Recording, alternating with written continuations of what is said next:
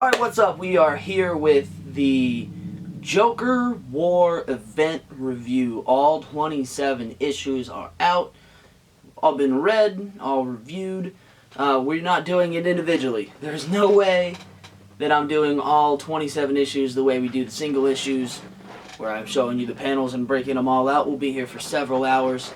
I don't want to do that to you. Nobody's going to watch that if I put a 17-hour video out about Joker War. So, yeah, we're just not going to do it that way. We are going to do a spoiler-free review. We have not done a spoiler-free review. I don't think I've done one yet. So we're doing full spoiler-free. It's all of the Joker War. So, this is DC's big summer event this year. I know you're going to say, what about Death Metal? But Death Metal is going to be releasing issues in December, so not a summer event, even though it started in June. So not a summer event, but this one is contained to summertime, minus like 2 issues coming out in October. But either way, it's the DC's big Batman, Bat Family summertime event for 2020. And yeah, let's actually just go ahead and do the review. So I'm going to be on camera the whole time. There's going to be no panels over me, so kind of bear with me. I'm going to test it out like this and see how well this goes. I don't know how we're going to do. I don't know if it's going to work the way I planned it. If it doesn't, it'll get scrapped and we'll do it a different way. But, I'm just going to test it this time. So we'll see. Alright, now, without further ado, let's actually get into the review portion of the main story. We're going to do the main story, first part.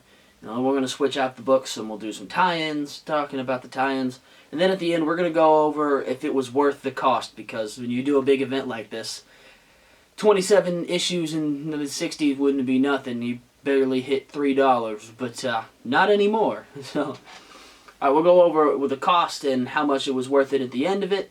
But we're going to do the main story first, which is Batman number 95 through Batman number 100. Okay, so, also just once again, there won't be any spoilers in here, intentionally. Now, I might accidentally slip a couple in there with the tie-ins, because it was kind of hard to write some stuff without spoiling the tie-ins and my opinions on it, but, there won't be any intentional spoilers, I'll say it that way. We're going to try to keep it, spoiler-free. But, just another heads up, if some slip out, I'm sorry, my bad, didn't mean to. Okay, so we always start with the art first, and I'm going to talk about the art a lot less than I probably should. Jorge Jimenez did the art for the main story, and then there's about a billion artists for all of the different tie-ins and stuff, so we're not going to really get into all the tie-ins art, but just the main story, Jorge Jimenez on the covers and arts. These 2 covers are my favorite ones of the run event, and damn, the art is phenomenal. It is epic. It gives you this vibe that you're in a really big, awesome event for the whole, I guess it's just Batman, the Bat Family, but it feels like it's just this big, massive story. Most ongoings don't usually get that treatment anymore, but this one does, and damn, the art is beautiful. All of the colors pop off of it, like great. The way he draws Batman and Nightwing, and even, I guess, Joker too, you can throw in there too, and his... Whoa, about gave a spoiler away already. This is going to be difficult. Anyway, all of the suits look fantastic. I don't really think you're going to get a whole much better Batman in here, other than 3 Jokers, Jason Fabok drawing Batman, but Jorge Jimenez's Batman looks great. Alright, so Batman, the main title, has been pretty awesome since James Tynion took over with issue number 86. They did their Dark Design storyline, introduced Punchline, introduced the designer, and set up the whole concept for this Joker War. And damn, it's been really, really good so far. And I think my favorite part about it so far has been Punchline. I know it's not the popular opinion anymore. A lot of people are kind of sick of her already. But I think she's been great. And this story does a lot of really good stuff for the Punchline character, and that's a good thing. I don't know if she's going to have the staying power, though. She's going to be going away here soon whenever they shift the focus, but I like everything that we've had with Punchline so far, At the end of issue number 100, they have a little teaser for the Punchline number one shot that they're doing, I think next month or maybe December. Guy was really good. It was really, really good writing. And I hope DC keeps her around. Like I said, she definitely won't be in the forefront of the Bat title anymore after issue 100, which is good, same with Joker. But, what, speaking of Joker, let's just go ahead and get into kind of like my thoughts on the Joker and everything going on with him right now. And to be completely honest with this, even though I really enjoyed their Dark Designs, I was kind of hesitant going into a full Joker event right now. I'm getting a little bit, Jokered out. Like, he's everywhere. You turn around twice, and boom, Joker's in the big event in the comics, or he's doing in the White Knight stuff, or he's getting his own Black Label series, or he's in the Harley Quinn TV show. He's in Arkham Knight, even though they said he wasn't going to be. He's got his own movie now. He's in Suicide Squad. Even with the Robert Pattinson Batman stuff, every other day it's like, oh, who's going to be the Joker of the sequel? Dude, calm down. Like, we just had Sideshow New York on. Queen Studios was doing their reveals and stuff. And it's just Joker, Joker, Joker, Joker, Joker. All from, the Joaquin Phoenix Joker stuff, which I like that. But it's like, dude, give me a break for a minute. Damn, I get it from a creator standpoint. I understand that, yes, you want to get your Joker story told out there. You want to get your big main Joker story told real fast because you don't know how long you're going to be writing Batman. You don't know. You could get 10 issues and be gone. So you want to go ahead and start there. Get your story with the iconic rivalry told.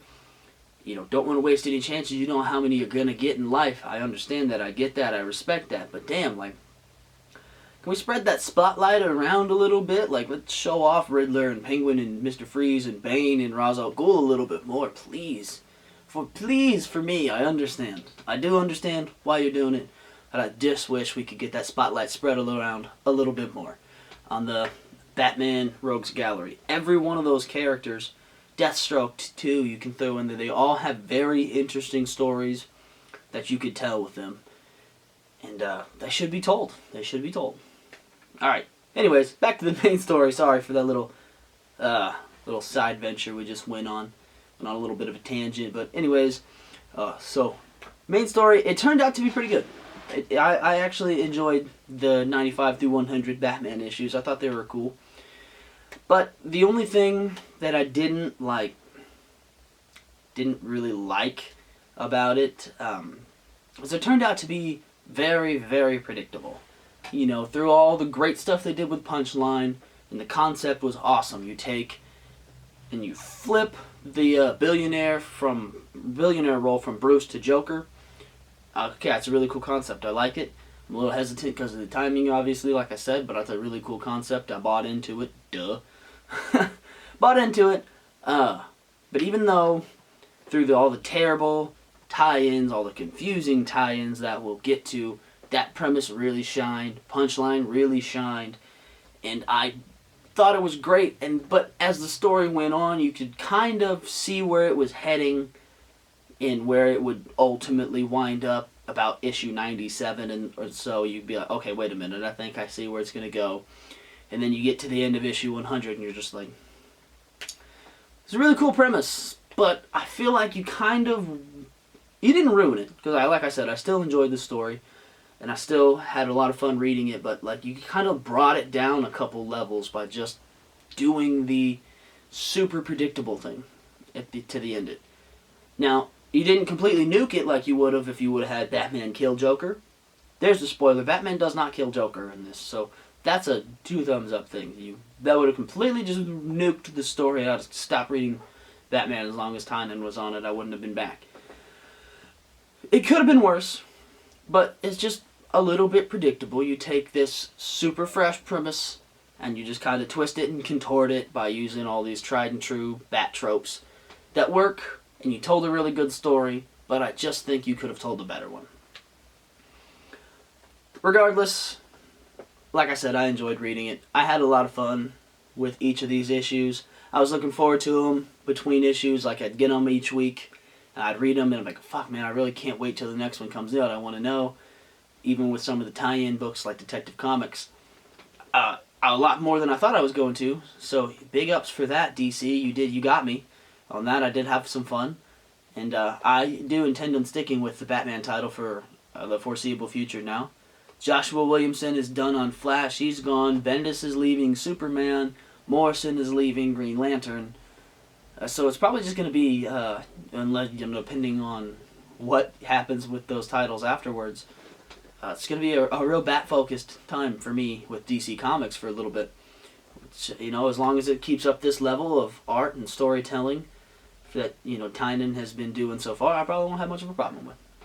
Alright, so now we're going to move on to the tie-ins of this, and there's a ton of tie-ins, like I said. So we got Batman 95, 96, 97, 98, 99, 100. So 6 issues in the main story, but 21 different tie-in issues making up this. And damn, this is definitely where the event falls to shreds. Like, let's just be completely honest here. The tie-ins are the weakest part of most, not all, but most events. This one definitely fits that bill. Damn, these tie-ins, most of them were weak. Now, I don't know this for a fact, but I've read this. I believe this. Originally, it wasn't going to be a full event, just by reading the main story. Originally, it was just going to be a crossover between Batman, Harley Quinn, and Nightwing. Between those 3 books, because Harley Quinn was ending. And, so they gave her a big role in this. Nightwing's got a pretty significant role, and obviously Batman and Joker. So that's what it feels like to me that they just kind of took one small crossover between 3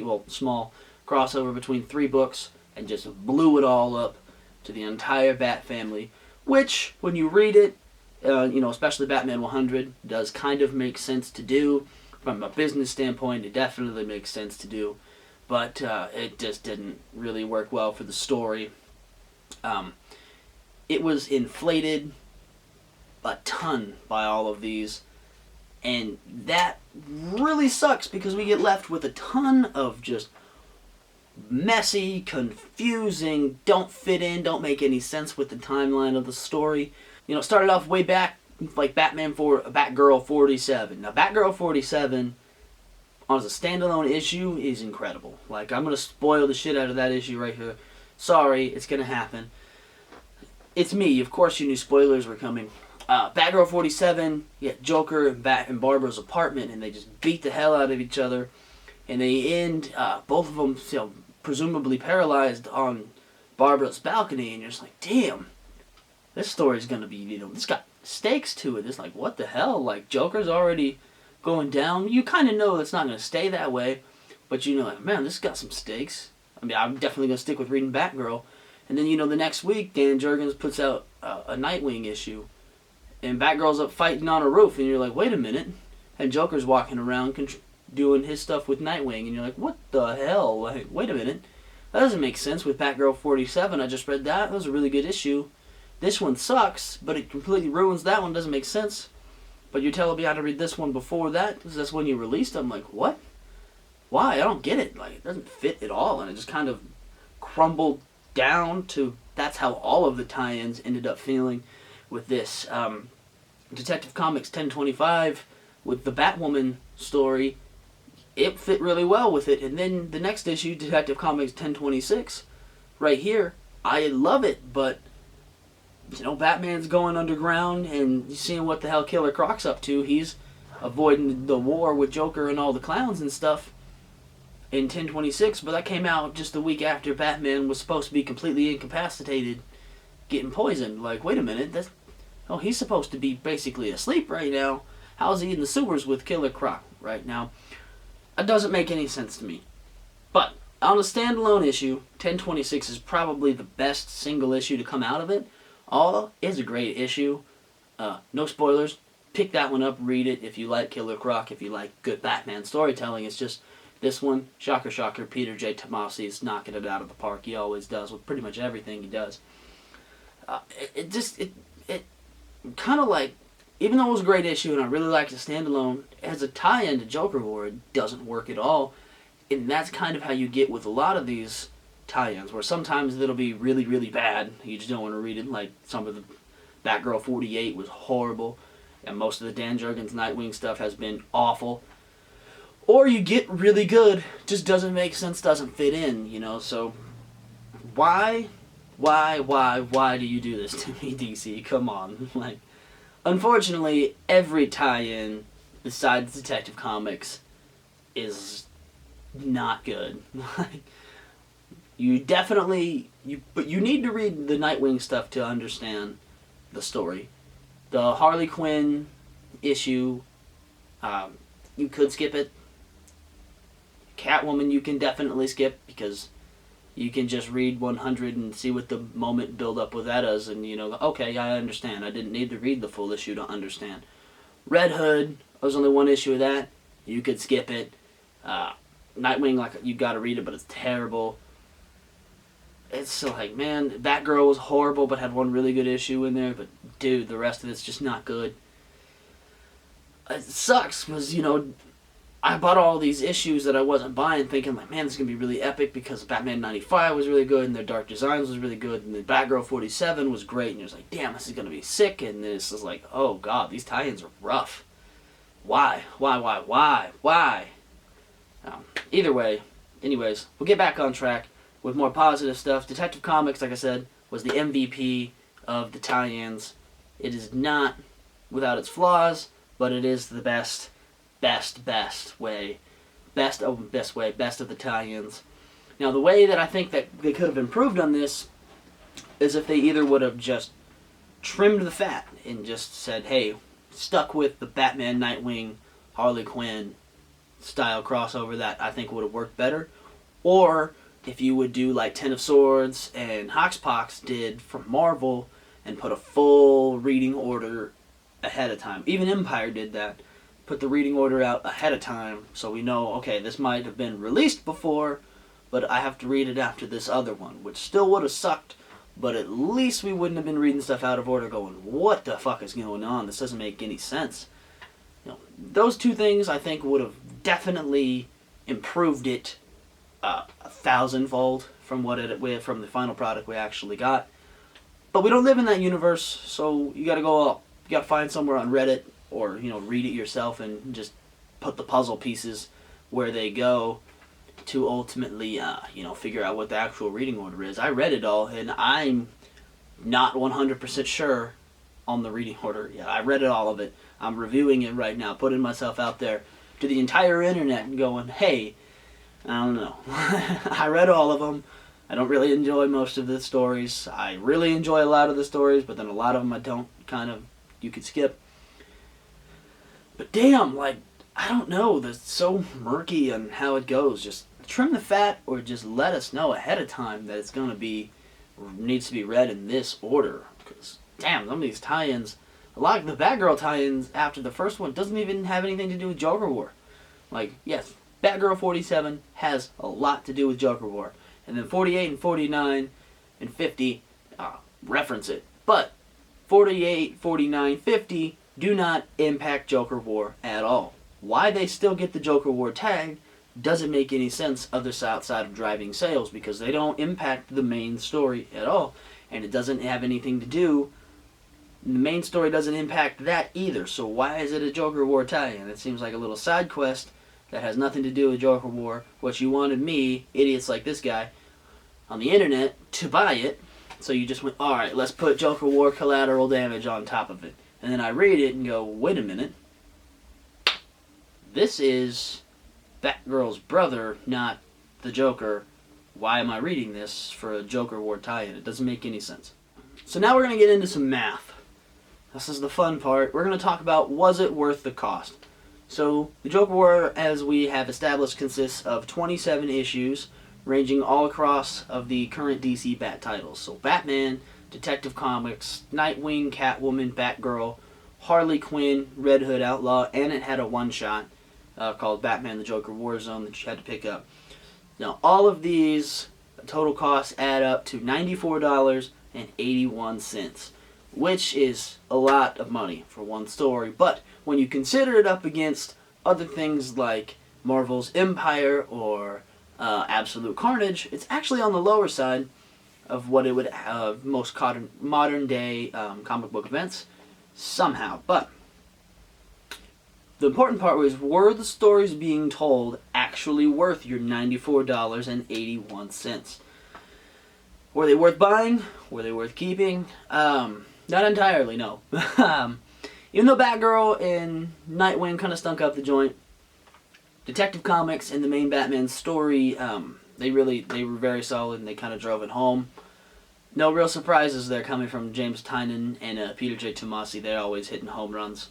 But all in all, even though I've had a lot of criticisms to say about it, Joker was still probably the top event to come out of 2020. You know, there's a lot to criticize. It's not a perfect story, but it's probably the top one to come out of 2020. It's not getting a whole ton of competition, though, because Empire is a Fantastic Four Avengers story on this YouTube channel that I didn't say a word about. Didn't say a single word about Empire. Don't care. It wasn't that great. It had some great moments in it, especially in the Aftermath issue, or the Fallout issue, had some really great moments.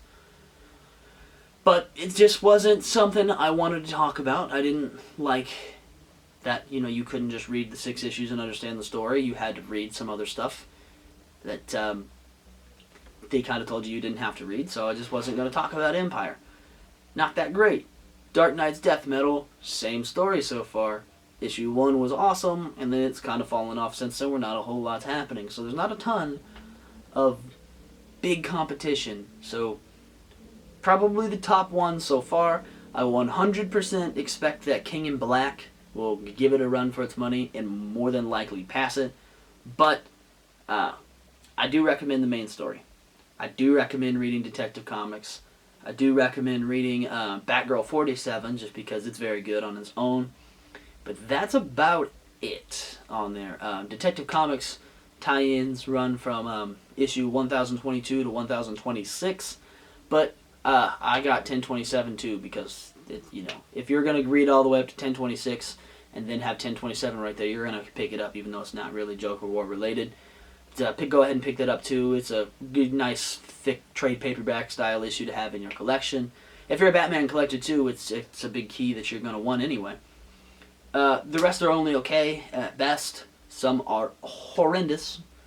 But, yeah, I don't think we're going to get any big omnibus for this. There's going to be some trades. If you want to pick them up and read them that way, go for that as well. Or pick up all the singles. But definitely the trades are going to be a little bit more affordable way to go about that. I picked up the singles because I wanted to. So, the overall score, or rating, grade, whatever you want to call it, we do out of 5. I'm probably going to give it like a 3.2, 3.3 out of 5. We'll go 3.3 out of 5. There's a lot of really great, but the bad just completely tanks it, and that sucks. Read James Tynion's Batman. Keep up with it. 101. Looks like they're going to introduce a new villain, Ghostmaker. He looks pretty cool. I didn't even talk about Clown Hunter in this at all, because they introduced, Clown Hunter as a new character, but he really was just kind of like there for cover art, and then pop up in a couple panels, and then have the end of issue 100, which makes sense for the, the context of issue 100. It's told through the Bat family's perspective, and they didn't really know him, so it does make sense. But Clown Hunter might stick around a little bit. I don't think he's gonna be a big character, but maybe he'll come back. I'm going to stick with Detective Comics too, pick those up. I like what Peter J. Tomasi is doing. He's a really good writer. Other than that, 3.3 out of 5. I hope you enjoyed this big review. We have never done this many issues for one video before, so if you did enjoy and stuck around, I appreciate you. You're the best, and I will see you next time. Bye.